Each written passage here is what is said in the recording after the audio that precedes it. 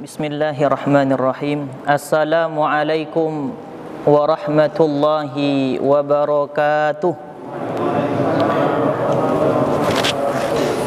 Alhamdulillah. Alhamdulillahilladzi allafa baina qulubina fa asbahna bi ni'matihi ikhwana. Ashhadu an la ilaha illallah wahdahu la syarikalah wa ashhadu anna Muhammadan abduhu wa rasuluh. Allahumma salli wa sallim ala Muhammad wa ala alihi wa ashabihi ajma'in, amma ba'd. Faqala Allah ta'ala fil Qur'anil Karim ba'da a'udzu billahi minasy syaithanir rajim. Bismillahirrahmanirrahim. Ya ayyuhan nas kulu mimma fil ardi halalan tayyiba wa la tattabi'u khutuwatis syaitan innahu lakum aduwwum mubin. Shadaqallahul azim. Kaum muslimin dan kaum muslimat, Bapak Ibu yang dirahmati oleh Allah Subhanahu wa taala, alhamdulillah, dari lubuk hati yang paling dalam, marilah kita bersyukur atas kehadiran Allah Subhanahu wa taala, atas limpahan rahmat, karunia, maghfirah, hidayah yang Allah berikan kepada kita. Dari ujung rambut sampai ujung kaki sudah berapa nikmat yang Allah berikan kepada kita. Mulai kita bangun tidur sampai kita tidur kembali sudah berapa nikmat yang Allah berikan kepada kita. Ni'matallahi la tuhsuha. Niscaya nikmat Allah itu takkan pernah dapat kita menghitungnya. Oleh karena itu, sebaik-baik kata adalah kalimatus syukri, kalimat syukur kepada Allah. Alhamdulillah. Mudah-mudahan dengan bersyukur, Bapak Ibu, mudah-mudahan Allah senantiasa memberikan, mencurahkan nikmatnya kepada kita. Apapun, bagaimanapun kondisi kita hari ini, maka jangan sekali-kali kita lupa untuk mengucapkan kalimat syukri tadi, alhamdulillah. Karena ini sudah dicontohkan oleh Rasulullah SAW. Baginda Rasul ketika boleh mendapatkan nikmat, boleh mengucapkan alhamdulillahi bi ni'matihi tatimmus salihat. Begitu juga sebaliknya, hadirin Bapak Ibu. Walaupun Rasulullah mendapatkan sesuatu yang tidak menyenangkan, tetap Rasulullah mengucapkan alhamdulillah, alhamdulillahi ala kulli hal, alhamdulillah atas segala sesuatu. Karena hakikatnya kaum muslimin dan kaum muslimat, Bapak Ibu yang berbahagia, apapun yang terjadi dalam hidup kita itu semuanya baik. Innallaha ya'lamu wa antum la ta'lamun. Sesungguhnya Allah Maha tahu dan kita tidak tahu. Maka mudah-mudahan Allah selalu memberikan, mencurahkan nikmatnya kepada kita. Dan kemudian berselawat kita kepada baginda Nabi Muhammad sallallahu alaihi wasallam.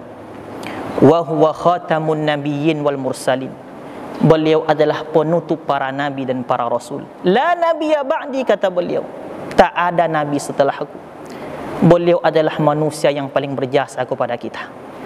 Dan nanti Bapak Ibu, posisi kita nanti di surga dengan Rasulullah, makanya ditentukan dengan berapa banyak kita bersolat kepadanya. Semakin banyak kita bersolawat kepada baginda Rasul, maka insya Allah posisi kita dengan Nabi Muhammad semakin dekat nanti. Mudah-mudahan siapapun yang ditakdirkan oleh Allah berkumpul di masjid ini pada sore hari nanti, pada sore hari ini, mudah-mudahan nanti Allah masukkan kita ke dalam surga bersama baginda Nabi Muhammad sallallahu alaihi wasallam. Makanya ketika disebutkan nama Nabi Muhammad sallallahu alaihi wasallam, berselawatlah kepadanya biqauli Allahumma salli ala Muhammad wa ala ali Muhammad. Innallaha wa malaikatahu yusalluna 'alan nabi. Sesungguhnya Allah saja, Bapak Ibu, dan para malaikat bersolat kepada Nabi.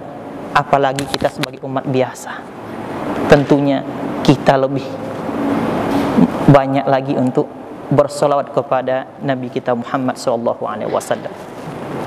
Kaum muslimin dan kaum muslimat, para jamaah yang dimuliakan oleh Allah Subhanahu wa taala. Innar rajula la yuhrimur rizqa bi dzambi yusibuhu.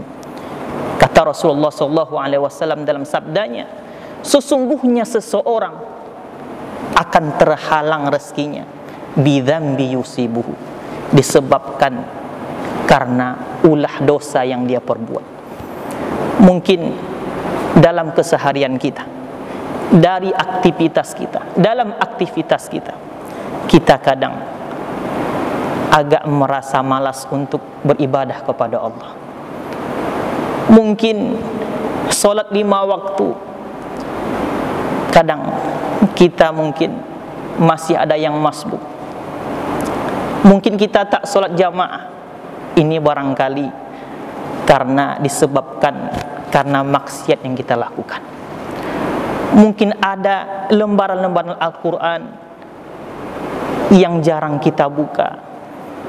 Ini pun Bapak Ibu disebabkan ulah dosa maksiat yang kita lakukan. Karena hakikatnya rezeki itu bukan kita menengok fulus saja, uang saja, tidak. Tetapi rezeki itu kita bisa solat jamaah ke masjid, itu rezeki. Kita bisa berinfak, bersedekah, mudah tangan kita untuk berinfak di jalan Allah, itu rezeki. Allah berikan kemudahan kita membaca Al-Quran, Allah mudahkan kita tilawah Al-Quran, menghafal Al-Quran, itu rezeki Bapak Ibu. Maka ketika kita sudah mendapatkan itu, ini adalah nikmat yang luar biasa, melebihi harta yang kita miliki hari ini, melebihi rumah mewah, mobil dan segala macam. Karena hakikatnya nikmat terindah itu, nikmat terbesar itu, Allah mudahkan kita beribadah kepadanya. Dan ingatlah, hari ini, sore hari ini, Allah mudahkan kita menghadiri majlis ilmu. Ini nikmat, ini rezeki Bapak Ibu. Apa kata Rasul dalam hadisnya? Man salaka tariqan yaltamisu fihi ilman, sahalallahu lahu tariqan ila jannah. Barang siapa yang menempuh jalan menuntut ilmu, ini adalah majlis ta'lim. Barang siapa yang menempuh jalan menuntut ilmu, kata Nabi, sahalallahu lahu tariqan ila jannah, niscaya Allah akan mudahkan nanti jalannya menuju surganya Allah Subhanahu wa taala. Dan ini pun adalah sebuah nikmat. Apa kata Rasul?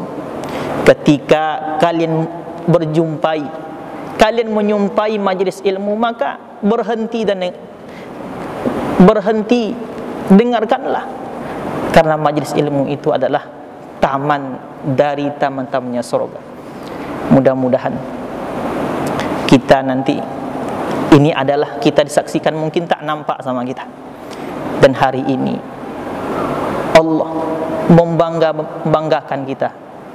Maka mudah-mudahan niatkanlah duduknya kita di majlis ini adalah untuk beriktikaf karena Allah Subhanahu wa taala. Karena ketika kita niatkan sesuatu itu karena Allah, insya Allah Allah akan nilai semuanya itu ibadah kepada Allah Subhanahu wa taala. Kaum muslimin dan kaum muslimat, Bapak Ibu yang dirahmati oleh Allah Subhanahu wa taala, hari ini adalah kita masih berada di bulan Dzulhijjah, di tanggal 11, Ayyamut Tasyrik, hari-hari tasyrik, yang mana Ayyamut Tasyrik ayyamul akli wasyurbi, yang mana hari tasyrik itu Bapak Ibu hari makan dan minum. Dan di hari tasyrik yang 3 hari ini, bahkan di 10 Dzulhijjah kemarin, kita tak boleh berpuasa karena hukumnya haram. Makanya dalam Al-Quran, dalam surat Al-Baqarah, Allah Subhanahu wa ta'ala berfirman, a'udzu billahi minasyaitonir rajim, ya ayyuhan nas kulu mimma fil ardi halalan tayyiba wa la tattabi'u khutuwatis syaitan innahu lakum aduwwum mubin. Wahai manusia, kata Allah, Kulu mimma fil ardi halalan thayyiba. Makanlah oleh kalian, kata Allah, apa-apa makanan yang ada di bumi ini. Syaratnya ada dua. Kulu mimma fil ardi halalan thayyiba. Yang pertama, makanan itu mesti halal. Yang kedua, makanan itu mesti thayyib, baik. Karena banyak kita jumpai Bapak Ibu, makanannya halal, minumannya halal, tapi belum tentu thayyib, belum tentu baik. Banyak kita jumpai.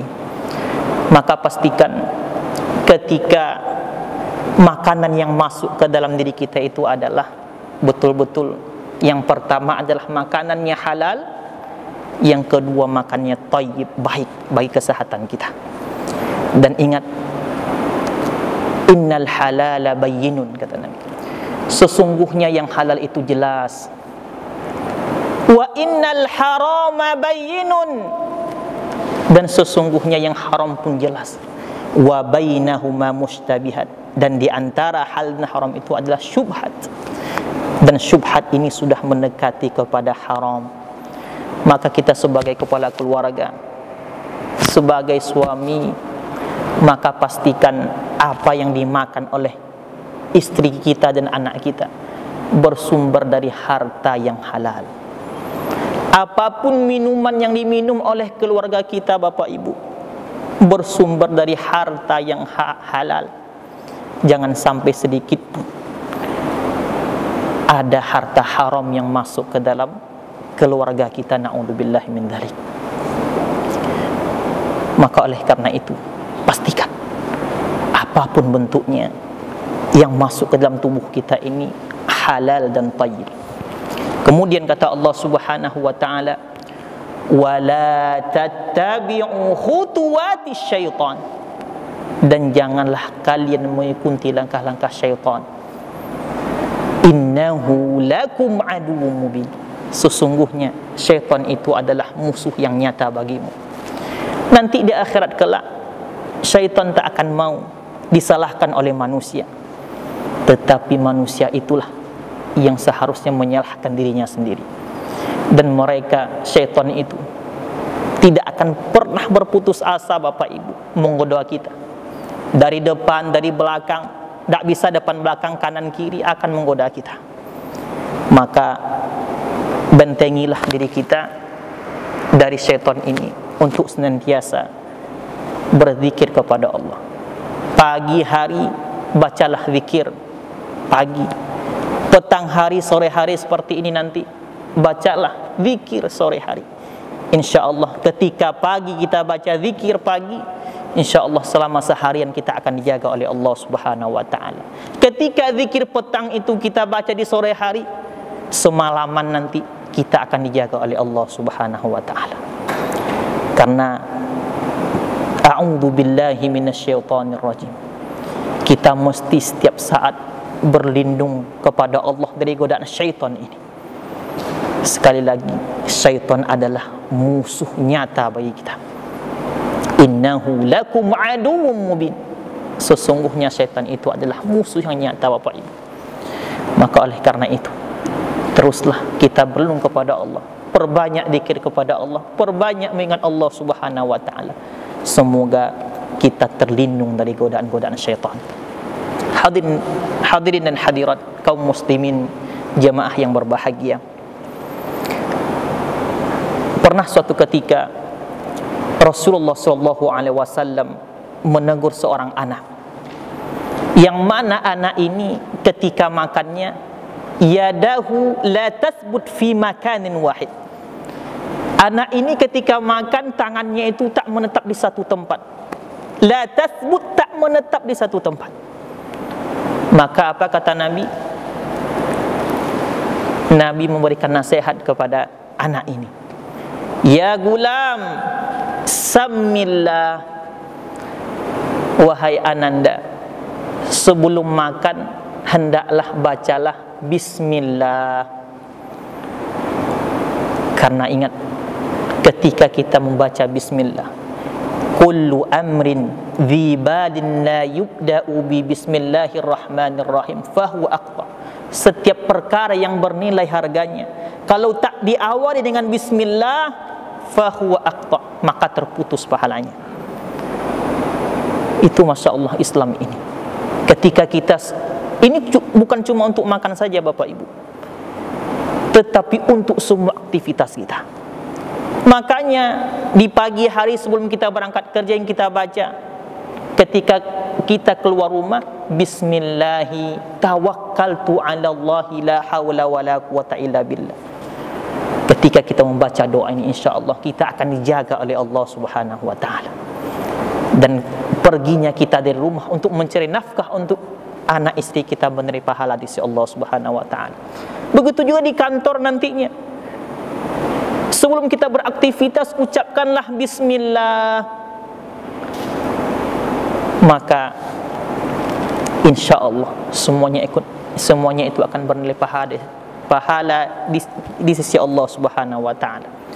Coba kita bayangkan Bapak Ibu, di hadapan kita terletak makanan nasi lauk pauk. Pernah tak kita bayangkan nasi itu tidak semena-mena datang kepada kita? Sangat butuh proses yang sangat panjang. Ditanam dulu oleh petani di luar sana, dijagain, diberikan pupuk, nanti ketika sudah masak dipanen. Setelah dipanen digiling, dimasak, lalu kita makan, kita santap. Masya Allah, ini adalah luar biasa rezeki yang Allah berikan kepada kita. Makanya tak ingatkah kita siapa yang memberikan nikmat ini? Siapa yang memberikan rezeki ini? Yaitu Allah Subhanahu wa ta'ala. Ucapkanlah namanya, ucaplah namanya, bismillah. Kaum muslimin dan kaum muslimat yang berbahagia, dan bismillah ini, ucapan bismillah ini untuk semuanya. Bisa jadi ini sore hari, nanti kita pulang ke rumah, sebelum masuk rumah bismillah, assalamualaikum. Ini juga hikmahnya apa? Supaya jin-jin, setan-setan yang di luar nanti, mungkin di kantor, mohon maaf, ada yang ikut nanti ke rumah, dia tidak bisa masuk ketika kita mengucapkan bismillah, assalamualaikum. Itu hikmahnya. Kita insya Allah akan dijaga oleh Allah Subhanahu wa ta'ala.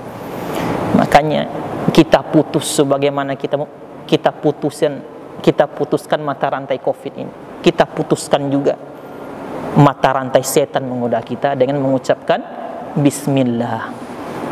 Ini yang pertama, pesan Rasulullah kepada anak tadi, yang mana ketika makan itu comot sana comot sini, lalu dibilang oleh Rasul kepada anak ini, samillah, nak mau makan ucapkanlah bismillah. Sebetulnya nasihat ini bukan cuma untuk anak ini, tidak, tetapi untuk kita semua sebagai umatnya.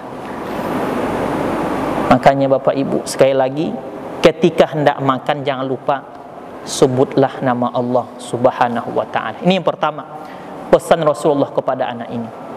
Kemudian pesan yang kedua, wa kul biyaminik, wahai ananda, wahai anak, kalau makan itu makanlah dengan tangan kanan.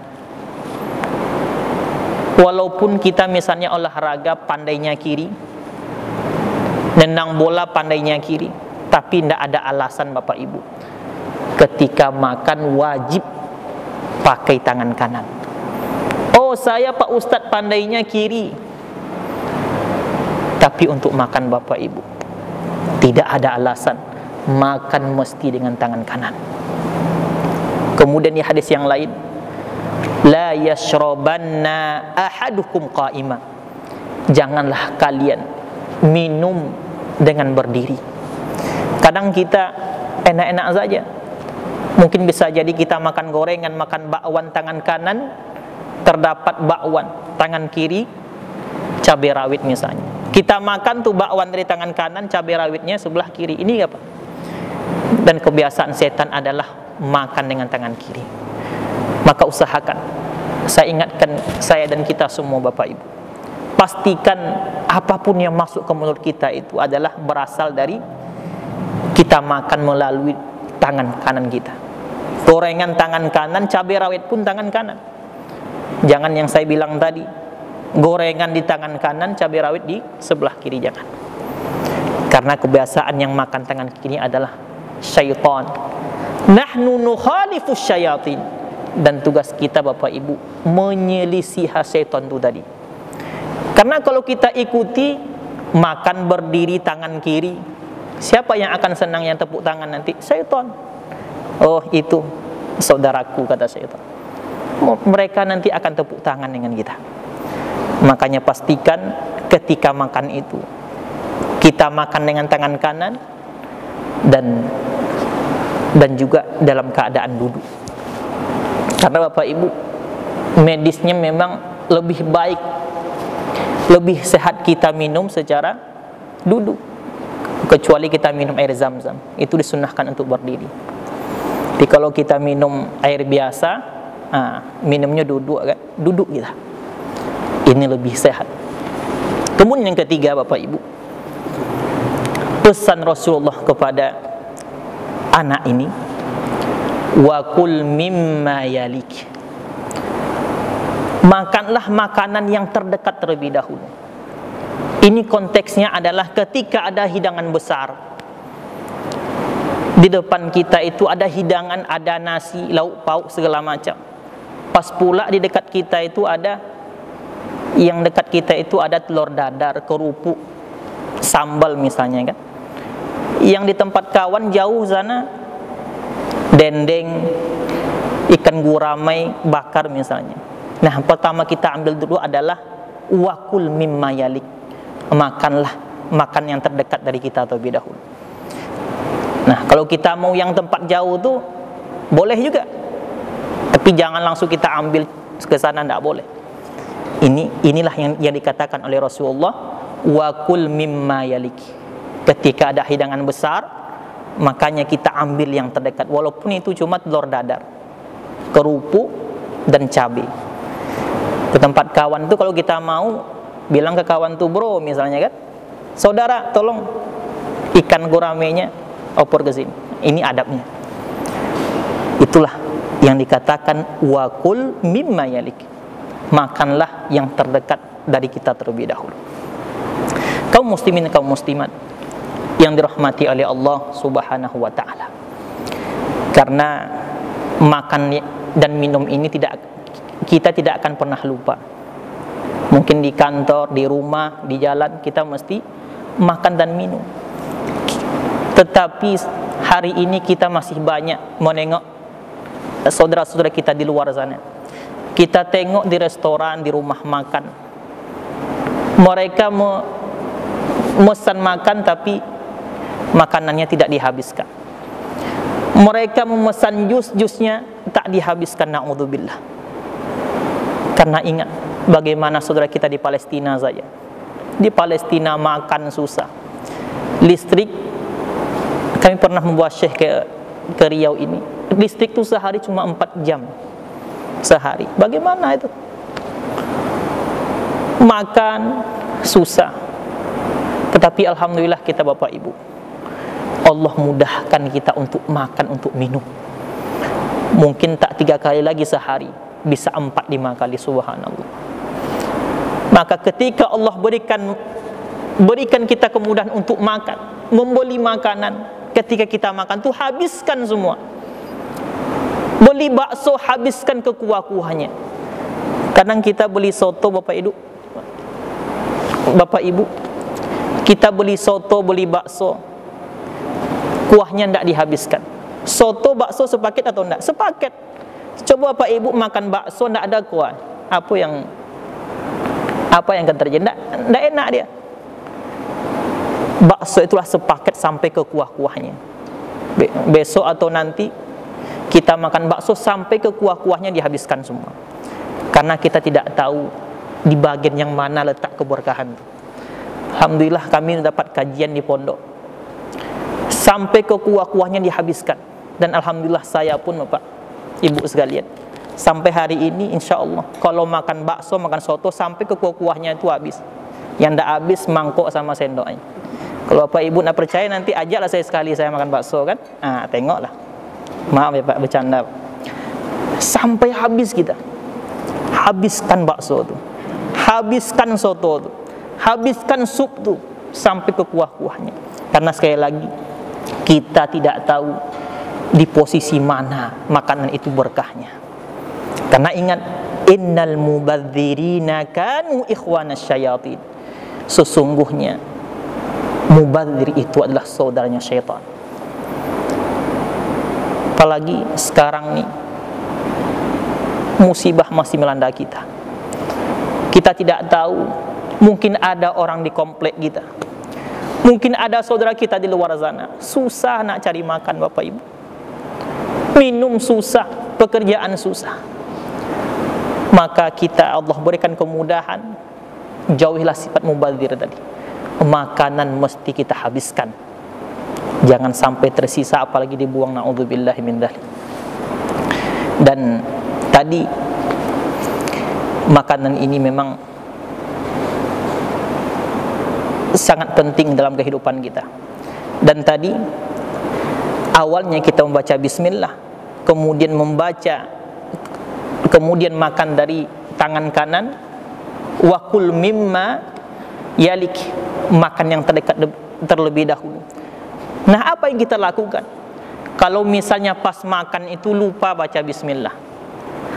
Dari hadis Aisyah, ketika kita lupa membaca bismillah, sudah mau habis nasi lagi kan, lauk tinggal separuh, lupa baca bismillah, maka diganti bacaannya bismillahi awwaluhu wa akhiruhu.